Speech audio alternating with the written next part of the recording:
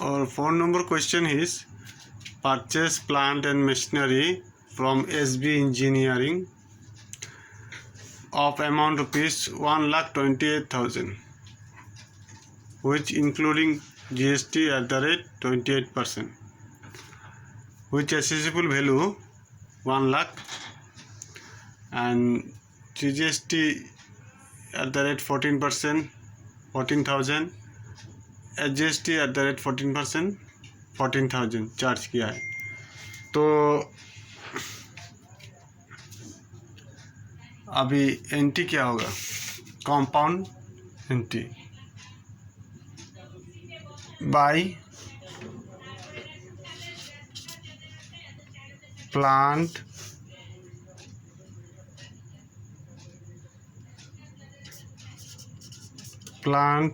And machinery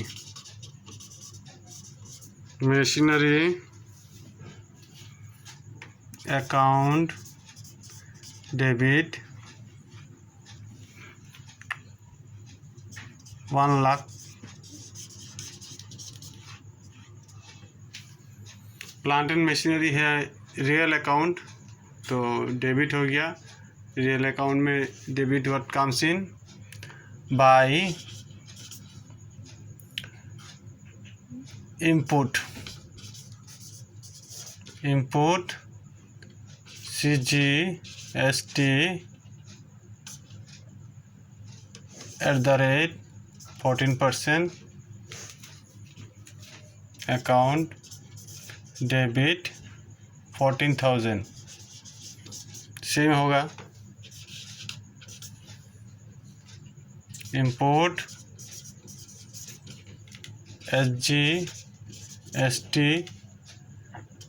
at the rate 14%, account debited 14,000।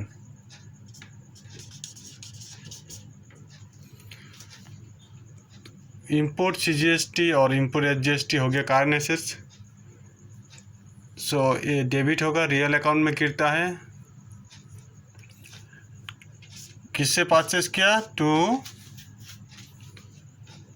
SB engineering account credit 1,28,000। SB engineering account आपका personal account में, तो credit दर giver देना पड़ेगा।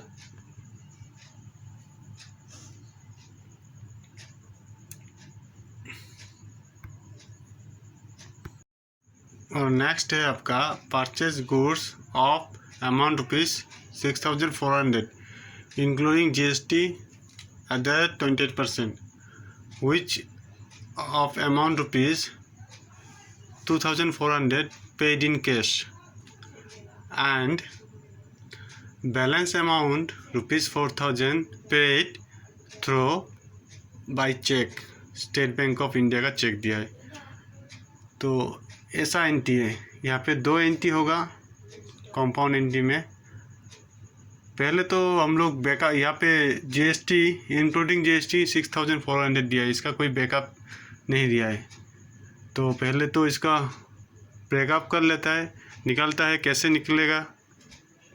तो ये 6,400 में GST इंक्लूड है, तो निकालेंगे कैसे? 6,400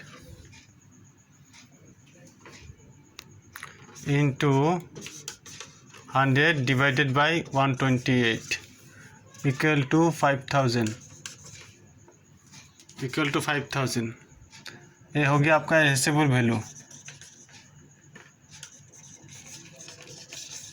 अभी एसेबल वैल्यू में GST चार्ज करना है 5,000 का, ऊपर में GST चार्ज करना है। टोटल GST क्या है? 28%, तो 50-50 होगा, 14% एंड 14%।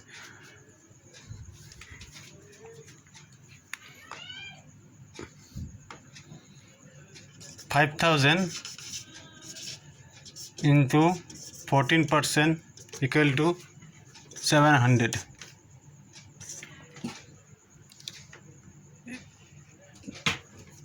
SCGST, और फिर हो गया 5000 इक्वल टू 14%, 700 होगा SGST।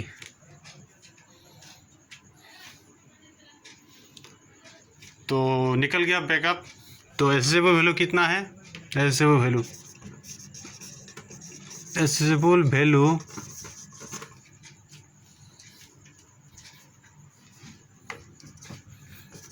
5000 परचेस में इंपोर्ट होगा, तो import CGST @14% equal to 700,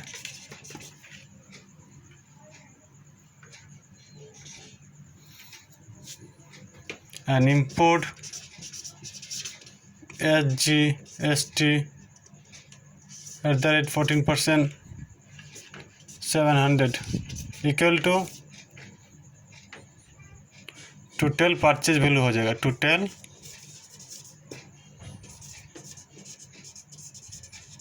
purchase value equal to 6400।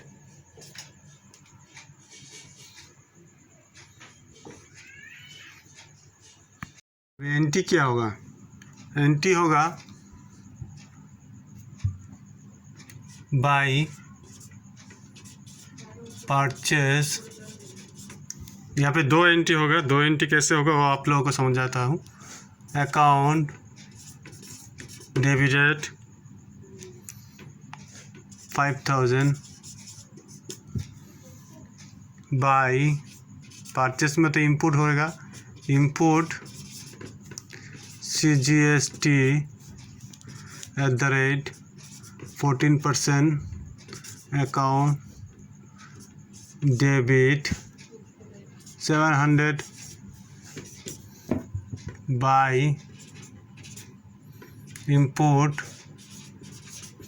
SGST @14% account debit 700 to किससे परचेज किया है?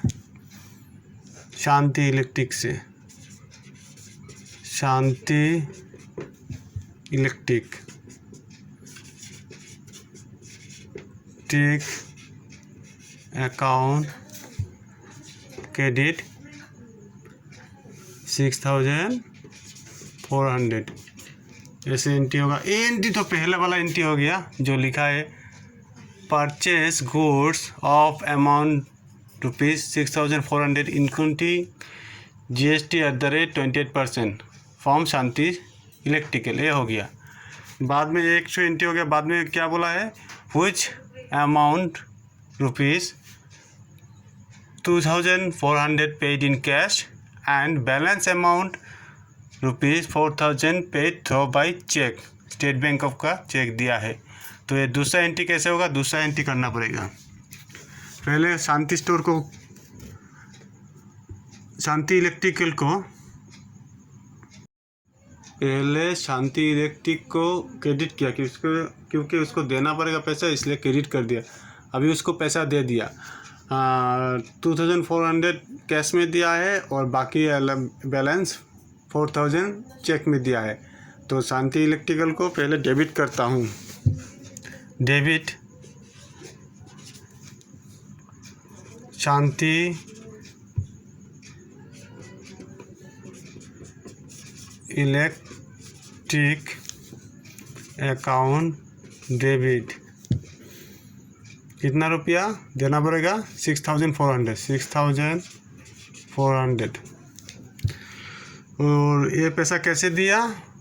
कैश में और चेक में। कैश में कितने ना? 2 कैश अकाउंट क्रेडिट। कितना दिया कैश में? 2400। और 2 बैंक का थ्रू में गया है। Bank SBI account credit. कितना? 4000। तो ऐसे एंट्री होगा तो कैश में भी दे दिया, बैंक का थ्रू में भी दे दिया, तो शांति इलेक्ट्रिकल का अकाउंट नील हो गया, तो कोई बैलेंस नहीं है उसका अकाउंट में।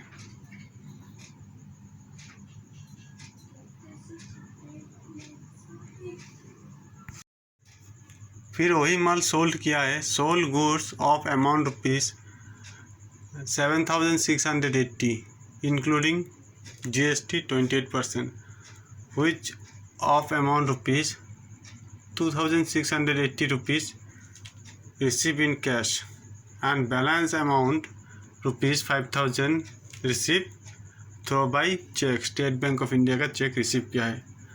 तो इसमें भी फिर वही है, GST को ब्रेकअप करना पड़ेगा। फिर एक बार आप लोगों को दिखा देता हूँ कैसे GST ब्रेकअप करता है।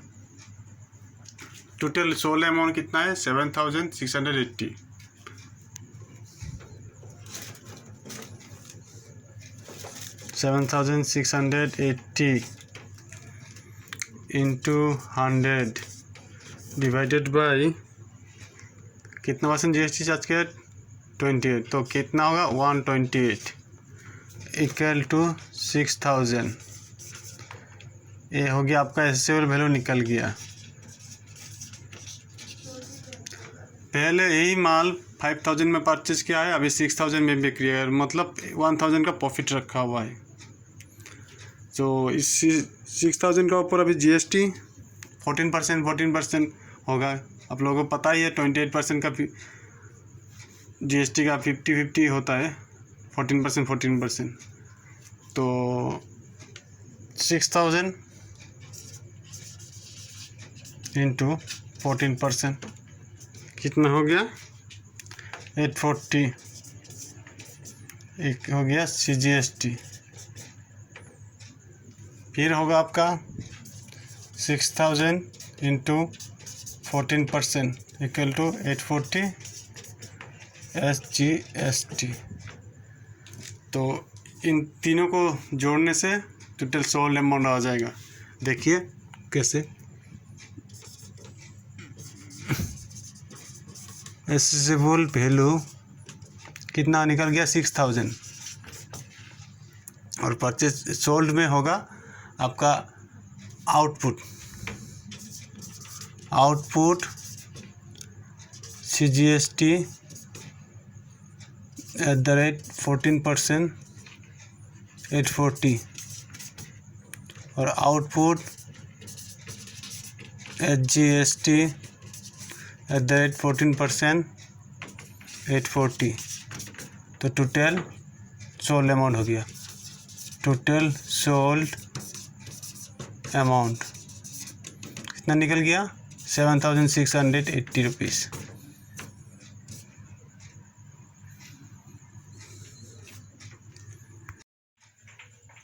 तो इसमें भी परचेस के द्वारा 2 एंट्री होगा, पहले जो सेल किया है उसका एंट्री, फिर जो पैसा रिसीव किया है उसका एंट्री होगा।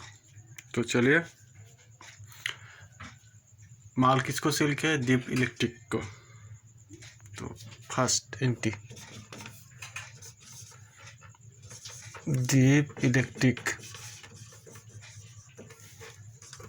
अकाउंट डेबिट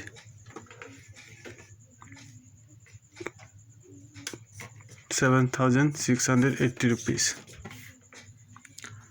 दीप इलेक्ट्रिक हो गया पर्सनल अकाउंट, उसको माल सेल किया है, उससे पैसा रिसीव करना पड़ेगा। तो डेबिट द रिसीवर डेबिट हो गया। फिर हो गया आपका टू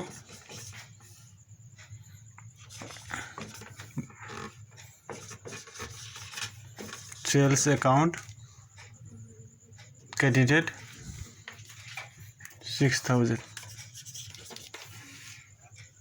सेल्स हो गया हम लोग का इनकम, नॉमिनल अकाउंट में पड़ता है, तो नॉमिनल अकाउंट में इनकम है गेंस क्रेडिट, तो क्रेडिट हो गया। तो टू GST में सेल करने से क्या होगा, आउटपुट, तो output CGST @14% account credited 840। to output SGST @14% account credited 840 rupees. Output GST हो गया हम लोग का करंट लायबिलिटी। तो करंट लायबिलिटी रियल अकाउंट में है GST एंड SGST आउटपुट। तो रियल अकाउंट में क्रेडिट व्हाट गोज आउट। और नेक्स्ट एंट्री होगा जो पैसा रिसीव किया हुआ है। पहले डीप इलेक्ट्रिकल को क्या क्या है, डेबिट किया है, अभी क्रेडिट करना पड़ेगा। बाय कैश अकाउंट डेबिटेड, कितने रुपए कैश रिसीव किया है, 2680 रुपीज़। फिर नेक्स्ट बाय बैंक, SBI का चेक लिया है, अकाउंट डेबिटेड कितना रुपीज़, 5000। और डीप इलेक्ट्रिकल को एक बार डेबिट किया है तो एक बार क्रेडिट करेगा तो उसका अकाउंट नील हो जाएगा। डीप इलेक्ट्रिक अकाउंट क्रेडिट कितना, 7680 रुपीज़। तो ऐसे एंट्री होगा, 2 एंट्री होगा कंपाउंड एंट्री में।